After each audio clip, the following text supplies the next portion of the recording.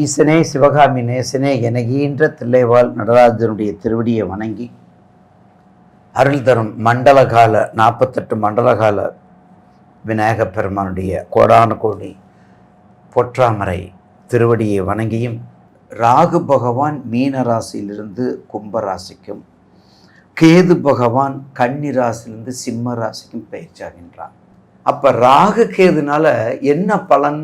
ராகு போக ராகு, கேது ஞானத்துக்குரியவன். அதே சமயத்தில் ஒரு ஜாதகத்தில் அவருடைய பாவத்தில் சொந்த வீடு கிடையாது, ஆட்சி உச்சம் இருக்குது.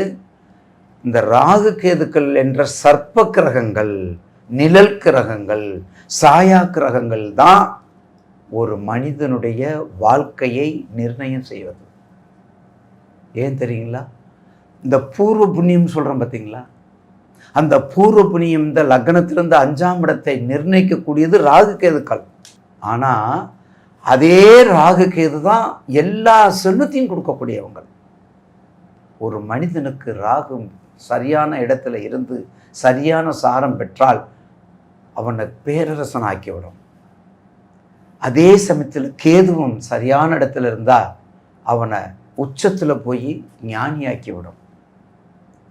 அதையே அப்படி ரிவர்ஸில் வாங்க. அந்த ராகு மோசமான இடத்துல இருந்து நீச்சம் பெற்ற ராகு நீச்சத்தில் இருந்தா, உதாரணத்துக்கு ராகு ரிஷபத்தில் நீச்சம், ரோகிணி சாரமாக இருக்குன்னு வைங்க, தலைகீழ ஆக்கிறோம்.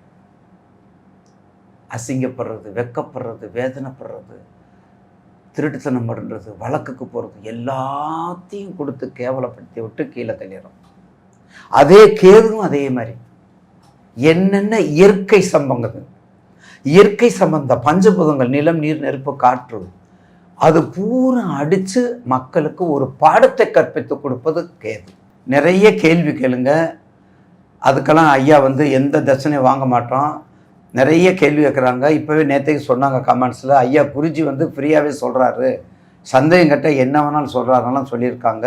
அந்த வகையில் உங்களுக்கு கண்டிப்பாக எந்த சந்தேகம் இருந்தாலும் சாயந்தரம் கேளுங்க.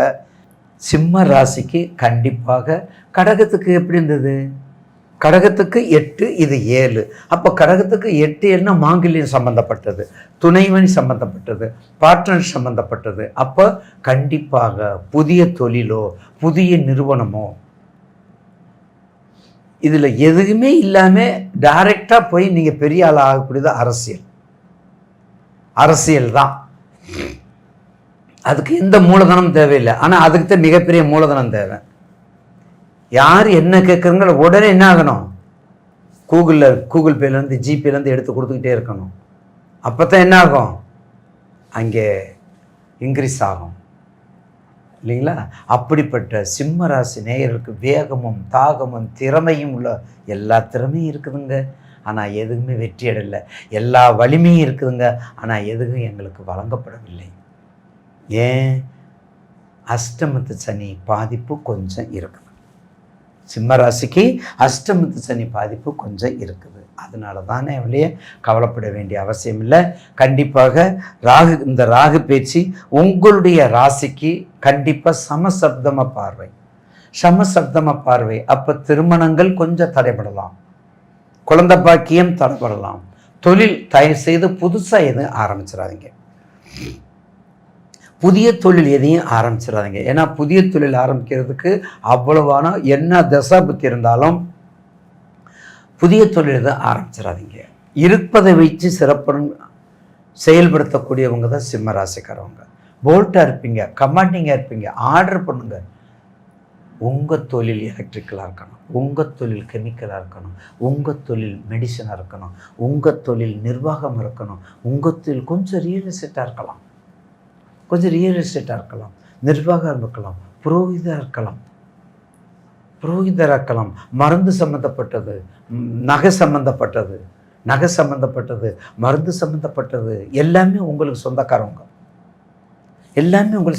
கேட்ரிங், நெருப்பு சம்மந்தப்பட்ட தொழில் இல்லாமல் எதுவும் செய்ய முடியாது, நீர் நெருப்பு இல்லாமல் எதுவும் பண்ண முடியாது.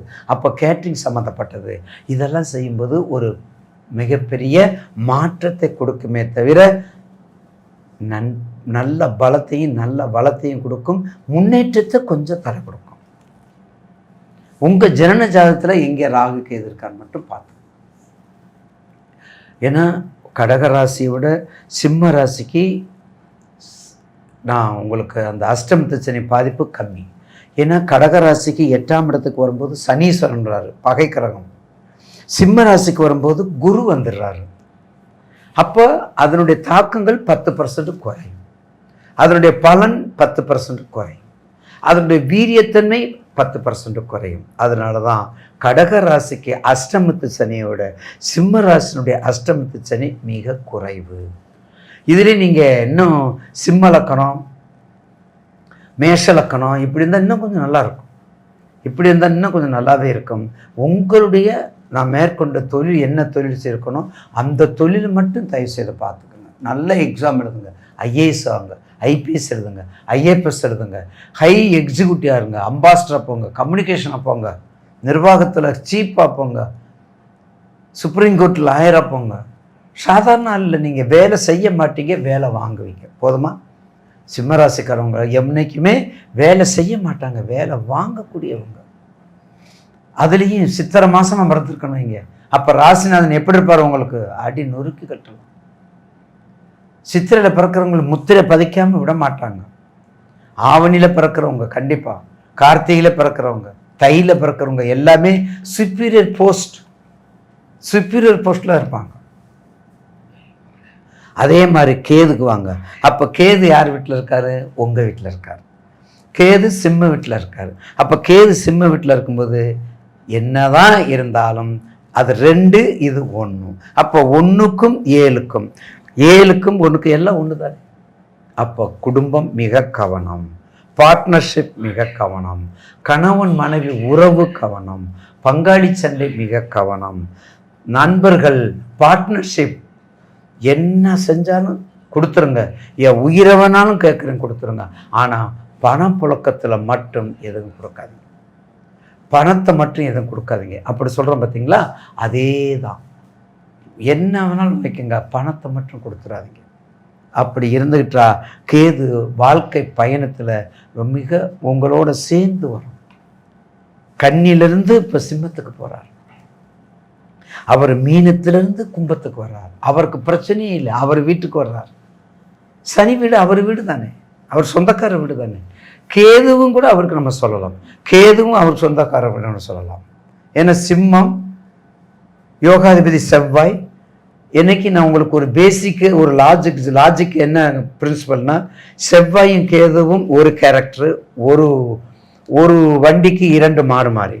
அதேமாரி ராகுவும் சனியும் ஒரு கேரக்டர். அப்போ அவங்க 2 பேரும் ஒரு மாறி. எனவே தயவு செய்து சிம்ம ராசி நேயர்களுக்கு உங்கள் ஜனன ஜாதகத்தை எடுத்துக்கிட்டு மிக கவனமாக, ஏன்னா அஷ்டமத்து சனிங்கிற தாக்கங்கள் உங்களுடைய வயது, முதல் சுற்றா, 2வது சுற்றா, 3வது சுற்றா, வயதை பாருங்கள், தசாபுத்தியை பார்த்துக்கோங்க. என்ன லக்னம், என்ன சாரம், திரிகோணாதிபதியா, கேந்திராதிபதியா, பணபரமா, இது எல்லாத்தையும் ஆய்வு செய்து சனி சம்பந்தப்பட்ட ராசியெல்லாம் கவனமாக இருத்தல் மிக அவசியம்.